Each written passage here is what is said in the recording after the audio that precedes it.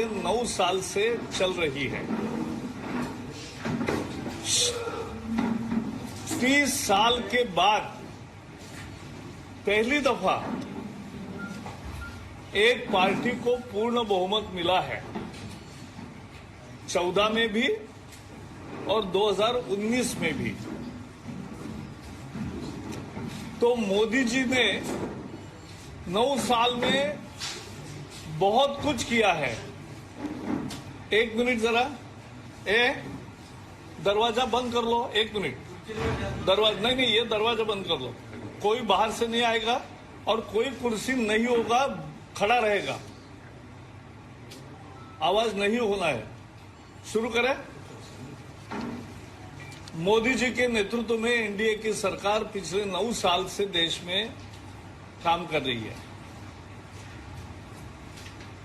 इसकी एक विशेषता यह है कि 30 साल के बाद किसी एक पार्टी को पूर्ण बहुमत मिला है, और वो भी एक बार नहीं 2 बार है, 2014 में भी 2019 में भी। ये जनता का मोदी जी पर विश्वास है। उन्होंने किए कार्यक्रम लोगों को पसंद है, इसलिए लोग बार बार वोट दे रहे हैं। और मोदी सरकार के 9 साल के बहुत अचीवमेंट्स है, लेकिन मैं केवल 9 गिनूंगा। 9। पहला, उन्होंने विकास की राजनीति की है। Development, development, development. और विकास में नो डिस्क्रिमिनेशन, सभी राज्यों के साथ। आज ही आपने पढ़ा होगा कि तेलंगाना और आंध्र को डिवोल्यूशन का ज्यादा पैसा दिया है। 2500 करोड़ रुपए तेलंगाना को दिया है, 4000 से ज्यादा करोड़ उनका जितना बनता है टैक्स डिवोल्यूशन, वो आंध्र को मिला है। टैक्स डिवोल्यूशन केवल 32% था जब हमने 2014 में सत्ता संभाली, 32%। यानी राज्यों को केवल 32% मिलता था। अगर केंद्र को 1 रुपया मिला तो 32 पैसे मिलते थे। लेकिन अब मोदी जी 41% देते हैं, और ऊपर के 9% लोकल सेल्फ गवर्नमेंट, जिला परिषद, पंचायत समिति, ग्राम पंचायत सबको देते। नगर पालिका, नगर निगम 50% हमने इफेक्टिवली ये किया है। ये बहुत बड़ा उपलब्धि है। दूसरा है, मैं बाकी उसका विस्तार करूंगा कि डिस्क्रिमिनेशन कैसे नहीं करते। कोई भी योजना लागू करने में मोदी जी कौन से जाति का है, कौन से मजहब का है, कौन से प्रदेश का है, उसने वोट दिया है कि नहीं, ये नहीं देखते। जो भी एलिजिबल है उस सबको बेनिफिट देते हैं, कभी किसी के साथ भेदभाव नहीं करते। मैं मंत्री बना था, मैं तेलंगाना के मूवमेंट में था, यहां इंचार्ज था, तो मुझे मालूम था और उनका घोषणा था, नीलू निधुलू नियमकालू। उसका क्या हुआ ये मैं, आपका गांव कौन सा, आरमूर में पब्लिक मीटिंग है, वहां बताऊंगा। आज मैं मोदी सरकार की बात यहां कर रहा हूं। कालेश्वरम को, क्योंकि मुझे पता था जिसको 2 साल लगते हैं परमिशन को, मैंने 15 दिन में दिया, 2 सप्ताह में दे दिया। और मुझे बधाई भी दी केसीआर ने असेंबली में। हम कभी प्रोजेक्ट सैंक्शन करते समय भेदभाव नहीं करते। रामगुंडम 6000 करोड़ खर्चा करके फर्टिलाइजर फैक्ट्री फिर से शुरू की, अच्छी फाइनेंशियल असिस्टेंस। जब केसीआर मंत्री थे यूपीए में, और बाद में भी यूपीए का समर्थन करते थे,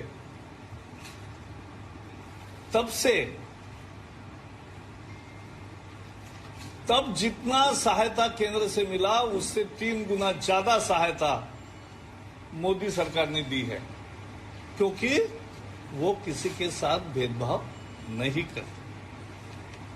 तीसरा काम है कि उन्होंने नेशन फर्स्ट, मुद्दा एक ही है कि देश प्रथम। So the government motto is nation first. जो देश के हित में है वही करना, इंडिविजुअल हित में है वो नहीं करना खुद के। और इसीलिए तो लोगों का फेथ बना है। मोदी जी के माता जी का निधन हुआ तब मुझे कल एक आदमी कह रहा था कि उससे वो बड़े इंप्रेस थे कि कैसे मोदी जी ने व्यवहार किया। कोई वीआईपी नहीं आया, कोई मंत्री ये वो, कोई भीड़ भाड़ कुछ नहीं। फैमिली को मिले, 4 बंधुओं ने कंधा दिया, कॉरपोरेशन के एम्बुलेंस में बॉडी रखी, उसको डेकोरेशन नहीं था, और चिता पर जलाया, उसमें सैंडलवुड नहीं था, चंदन नहीं था, क्योंकि वो परम पवित्र आत्मा है, उनका सही भक्त है। उनकी 100 साल किए थे। तो ये करके एक भावभीना ब्लॉग दिया, और ब्लॉग के बाद आधा घंटे में दिन के सारे कार्यक्रम शुरू किए और एक भी नहीं चूके। ये मोदी जी, इसलिए मोदी जी पर लोगों का विश्वास है। सन्यासी है। अभी कांग्रेस वालों ने आरोप लगाया कि 20,000 करोड़ रुपए अडानी के उद्योग में 20,000 करोड़ किसके हैं। लोग कह रहे भाई ये आदमी 20,000 करोड़ लेके क्या करेगा, किसको देगा, इसका तो परिवार है नहीं। तो ये लोगों का जबरदस्त विश्वास है मोदी में, यही हमारी ताकत है। और इसलिए मैं भरोसे के साथ कहना चाहता हूं कि आने वाले 2024 के चुनाव में भारतीय जनता पार्टी को 303 से भी अधिक सीटें और एनडीए को 2/3 बहुमत मिलेगा। यह हमारा पूरा विश्वास है, क्योंकि हम देश भर में वही काम कर रहे हैं। चौथी विशेषता, भ्रष्टाचार नहीं। मुझे बताइए 9 साल में एक भी केंद्रीय मंत्री पर कभी भी किसी भी पार्टी ने भ्रष्टाचार का आरोप लगाया क्या? अगर कुछ होता तो जरूर करते, लेकिन नहीं है ना। ये फर्क लाया है। पहली दफा आजादी के बाद फर्स्ट टाइम ये तय हुआ है कि लोग मंत्रिमंडल में भ्रष्टाचार नहीं, कोई शिकायत नहीं, कोई आरोप भी नहीं। एक मजबूती दी है, स्टेबिलिटी, स्थिरता लाई है। दुनिया में एक लीडरशिप दी है, देश को एक नेतृत्व दिया है। दुनिया में देश का स्थान बढ़ा है। अमेरिका के राष्ट्राध्यक्ष जब बॉस कहते हैं तो वो भारतीय को हर एक को अभिमान होता है कि मेरा नेता ऐसा है कि जहां देश दुनिया भर में उसकी पूछ है। 24 घंटे काम करने वाली सरकार है। 24 दिन आराम और 1 दिन काम, ऐसा नहीं है। 24 घंटे काम करते हैं और हमें भी करने लगाते हैं। सुशासन दिया है, गुड गवर्नेंस। और इसलिए 2 फिलॉसफी है जिस पर हमारी सरकार काम करती है।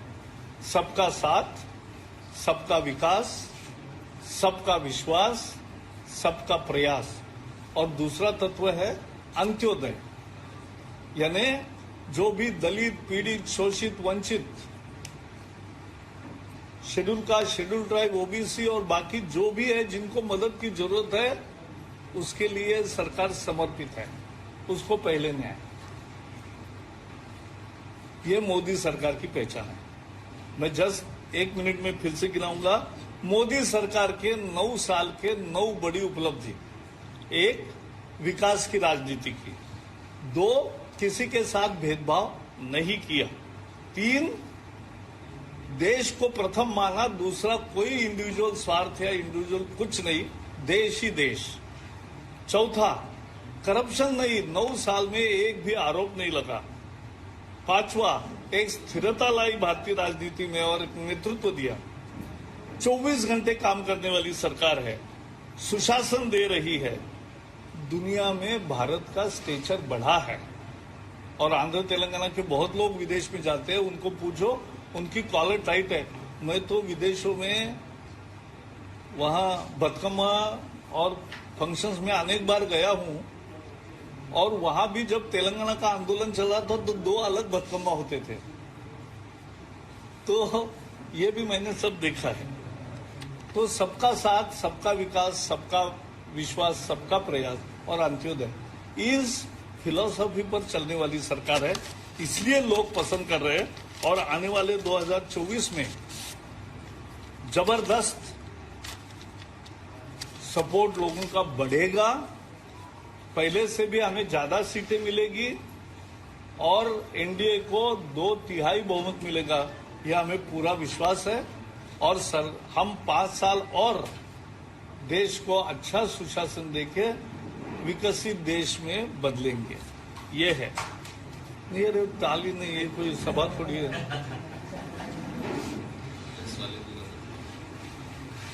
अच्छा, सबसे किसान का मैं 2 ही बातें मैं करने वाला हूं, 2 मुद्दे रखने वाला हूं।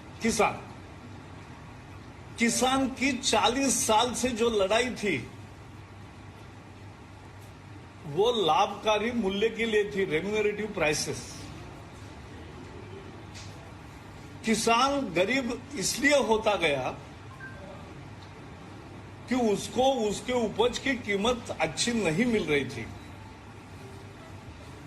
और इसलिए देश भर में आंदोलन चले। और उनकी मांग थी कि हमें न्यायोचित मूल्य मिलना चाहिए, हमें लाभकारी मूल्य मिलना चाहिए, हमें फायदे में होना चाहिए खेती। नेहरू जी के जमाने से कांग्रेस की जो नीति है वो ऐसी थी कि जो किसान हमेशा घाटे में ही रहेगा, हमेशा भीख मांगने के या कुछ न याचना करते हुए, यानी वो नहीं, it is not begging, demanding कि भाई मुझे ये चाहिए, तो ऐसा करना पड़ता था। क्यों?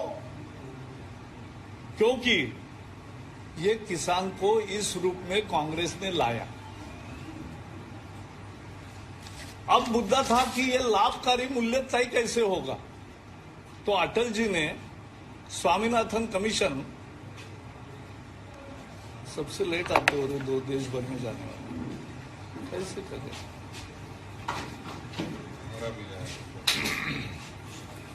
तो अटल जी ने स्वामीनाथन के अध्यक्षता में कमीशन नियोजित किया। कमीशन ने अपना रिपोर्ट 2004 में दे दिया, लेकिन चुनाव में हमारी सरकार हार गई, यूपीए की आ गई, टीआरएस मंत्री केसीआर मंत्री बन गए, शरद पवार एग्रीकल्चर मिनिस्टर बने। 10 साल उन्होंने जो सिफारिश की थी कि लागत मूल्य प्लस 50%, ये स्वामीनाथन ने फॉर्मूला दिया कि कॉस्ट ऑफ प्रोडक्शन प्लस 50%, कभी उस पर अमल नहीं किया, वो स्वीकार ही नहीं किया। मोदी ने क्या किया? ये फॉर्मूला स्वीकार किया और पिछले 6 साल से उसको अमल में किया है, और उसके कारण आज बहुत दाम बढ़ गए हैं। और दाम कितने बढ़े हैं कि पैडी का एमएसपी 1345 था, 1345 इन 1314, अभी कितना है? 2203, 63% इंक्रीज। रागी 1500 रुपीज था, अब लगभग 4000 रुपए हो गया, 156% राइज है। कॉटन 3750 रुपीज था, अभी 6620 है, 76% राइज है। तो किसान को जो 50 साल से उनकी मांग थी और जिसको कभी कांग्रेस ने और बाकी दलों ने पूरा नहीं किया, उसको मोदी जी ने पूरा किया। और इसलिए किसान खेती की उत्पाद भी बढ़ा, दाल और तिलहन का भी उत्पादन बढ़ा, उनको बहुत ज्यादा दाम दिए, 7-7 गुना ज्यादा दाम दिए। तो ये किसान के लिए पहला काम किया। दूसरा काम, फर्टिलाइजर। यूक्रेन और रशिया वॉर के कारण इस 2 साल में 4 बार कीमत बढ़ी दुनिया में खाद की, लेकिन मोदी जी ने सब्सिडी उतनी ही बढ़ाई, 5 गुना सब्सिडी की, 5 फोल्ड, और उसके कारण खाद किसान को उसी कीमत में मिल रहा है जैसे पहले मिल रहा था। 20 लाख करोड़ तक ऋण उपलब्ध कराया है। एग्रीकल्चर इंफ्रास्ट्रक्चर के लिए 1 लाख करोड़ का नया प्रोविजन किया है। बजट जो 20,000 करोड़ का था वो 1,25,000 करोड़ का किया है। किसान सम्मान,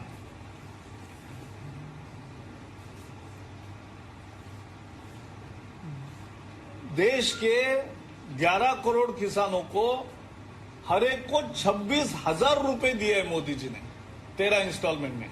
26,000 रुपए आम चीज नहीं है। और किसान को एमएसपी भी दिया और किसान को सम्मान निधि भी दिया खेती के सुधार के लिए। और इसका परिणाम क्या हुआ? किसानों ने भी जोर से किया। आज दुनिया में मिल्क प्रोडक्शन में भारत नंबर 1 है, फिश प्रोडक्शन में नंबर 2 है, राइस प्रोडक्शन में नंबर 3 है। मैं ऐसे 9 भी बताऊंगा कल दूसरे कि हम कैसे बढ़ गए। तो ये हुआ है।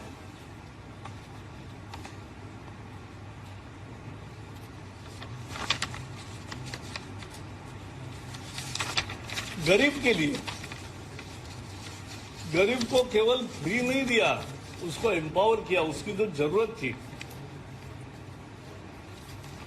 ग्रामीण विभाग में क्या किया? अटल जी ने प्रधानमंत्री ग्राम सड़क योजना शुरू की, देहात तक जाएगा अच्छा रोड।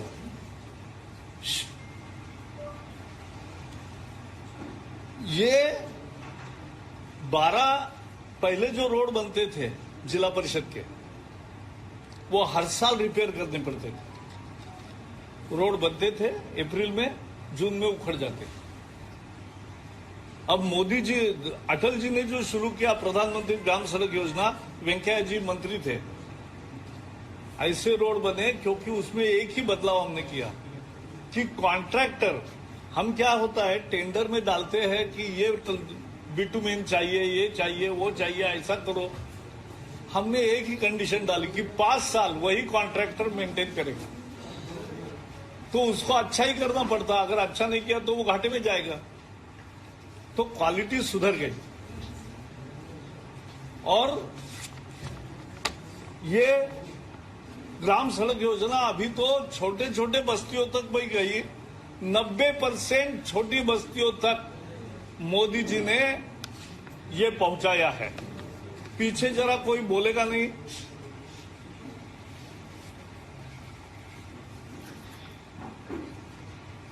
इससे आवाजाही, ट्रांसपोर्ट, एग्रीकल्चर मार्केट सब में सुधार हुआ।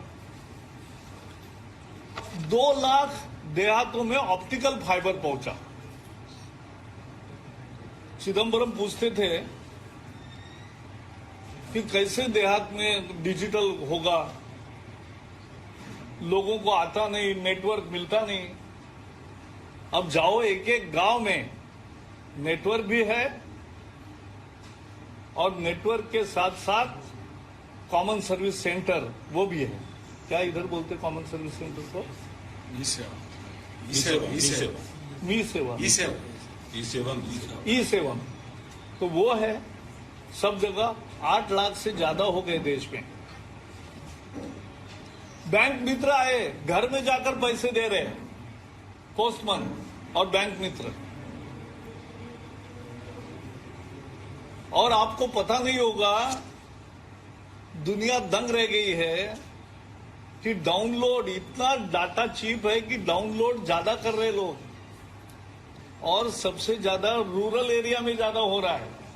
पिछले 6 महीने का रिपोर्ट है कि रूरल एरिया में डाउनलोड ज्यादा है। 1200 इलेक्ट्रॉनिक मार्केट पैदा किए हैं, किसान कहीं भी बेच सकता है जहां ज्यादा दाम है। रूरल ग्रामीण कारीगरों को और किसान को इंटरनेशनल मार्केट मिले, इसका भी परिणाम हो रहा है। फार्मर प्रोड्यूसर्स ऑर्गेनाइजेशन शुरू हो गए हैं। तो ये सब खेती के ग्रोथ की कहानी है। मोदी जी के लिए किसान हमेशा पहला रहा है। तेलंगाना में भी आपको मालूम है कितना चावल खरीदा है। बीएम बोलते, तो वही मैं बोल रहा हूं। बीएम सबसे ज्यादा यहां से खरीद हुआ है, और 20-22 रुपए में खरीद करके 0 रुपए में देते हैं, 34 रुपए में लेते हैं, और 0 रुपए में गरीब को यानी उन्हीं को भी वापस देते हैं। ये किस खेती का ऐसे अच्छे दिन कभी नहीं आए थे। 13 करोड़ किसानों को सॉइल हेल्थ कार्ड मिला है।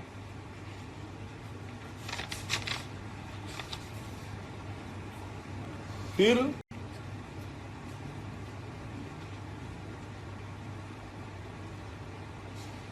ये सब किसानों के लिए किया है, क्योंकि मोदी सरकार किसानों के लिए काम करती है, गरीब के लिए काम करती है।